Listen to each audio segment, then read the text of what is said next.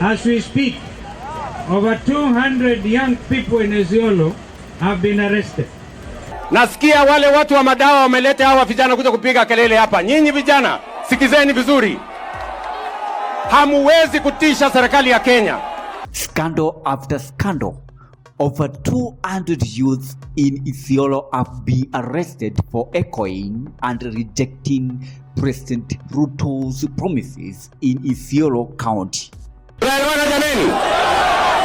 Tunaelewana? Nyinyi vijana hapa nyamazeni. Yes. Sikizeni vijana. Yes. Nyamazeni. Nasikia wale watu wa madawa wameleta hawa vijana kuja kupiga kelele hapa. Nyinyi vijana, sikizeni vizuri. Hamuwezi kutisha serikali ya Kenya.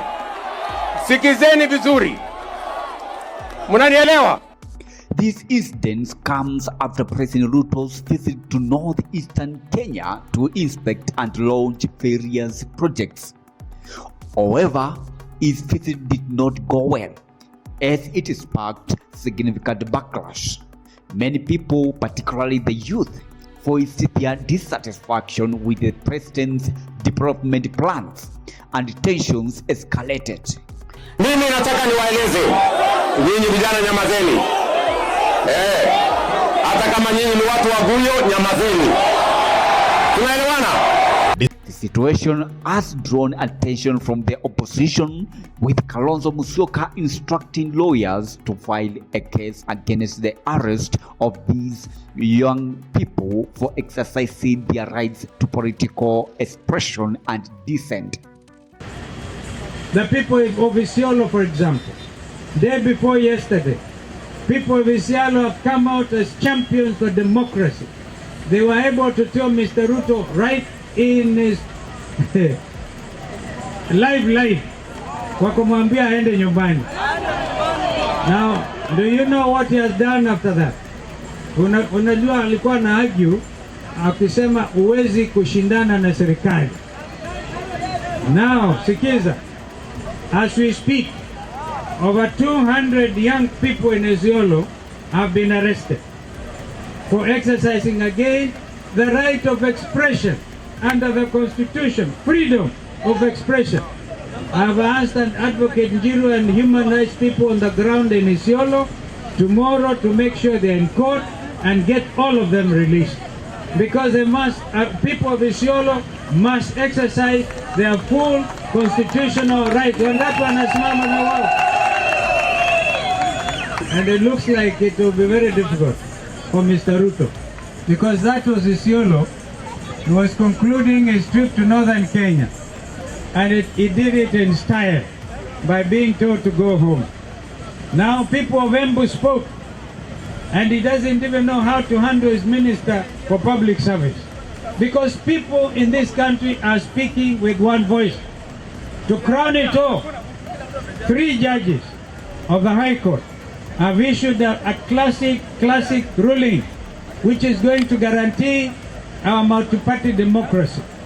They have said, as of the 9th of August 2022, when Kenyans went to the vote, went to the polls, the coalition that emerged as a majority coalition was Azimio la Umoja wa Kenya.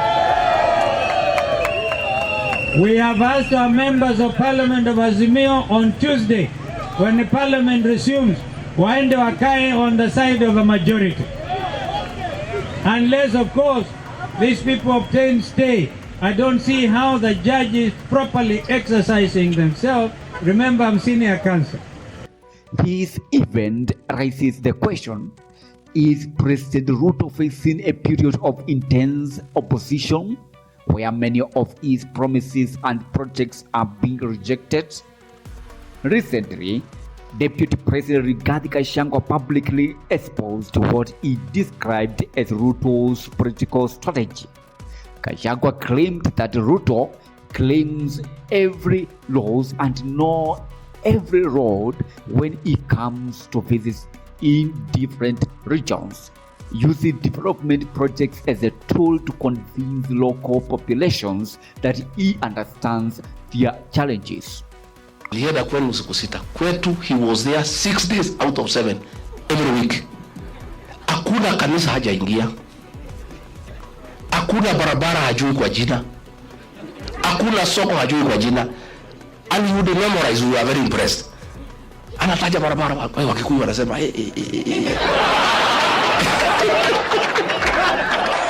Alafu barabara kutoka Samatar kuja mpaka Wajia iko na contractor. Barabara ya kutoka Wajia mpaka Tarbaj iko na contractor. Barabara ya kutoka Tarbaj kuja mpaka Kutulo, si namna hiyo? Hiyo barabara pia iko na contractor.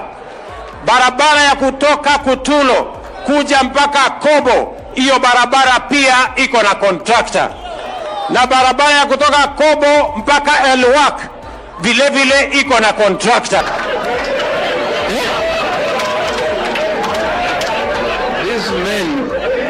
These men called a community that has pride, a community that's hardworking, that is rich. Watu wamesoma. He called all of us. However, as more people become aware of this strategy, many have started to reject the president's promises, believing that the development projects are merely a political tool to gain favor rather than genuine effort to address their needs. Hakuna madawa itauzwa ISIOLO, na mujaribu mutaona. Nyinyi mnanielewa? Yes.